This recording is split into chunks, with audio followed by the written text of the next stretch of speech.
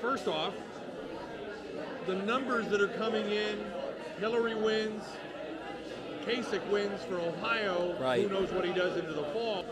How strong is Hillary when early numbers from CNN showed Trump taking a lot of the counties in the far eastern part of the state, and we had a lot of crossover Democrats? I actually think that Kasich beating Trump, in the end, that's a big anti-Trump vote. So I actually think those numbers tell us that we will see a lot of unity in the fall, a lot of moderates, some Republicans voting against Trump just like they did today. So I actually look at tonight's results in Ohio and say this is a state that is not interested in Donald Trump being president. If John Kasich can get all the way to the convention in Cleveland, and then all bets are off if Trump doesn't get 1237, what happens then? Because then maybe that anti-Trump... Yeah, I would say I don't see that. I mean, I've looked at the numbers some. I mean, I'm not an expert, but I was told that he needs to win more than 110% of the delegates left. Well, you can't do that.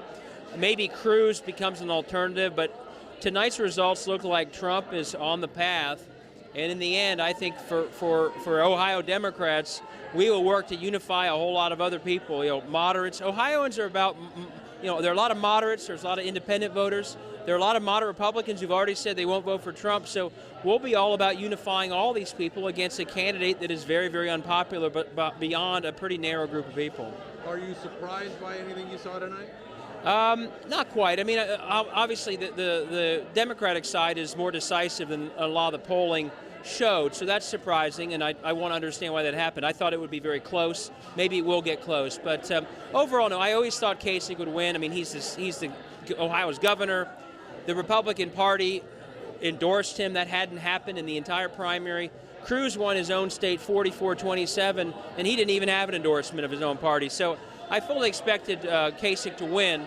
But overall, I mean, the rest of the states, it looks like Trump is honestly building the kind of momentum that will make him unstoppable. And if that's the case, we'll look forward to uniting a lot of people far beyond Democrats to make sure that Donald Trump is not the president.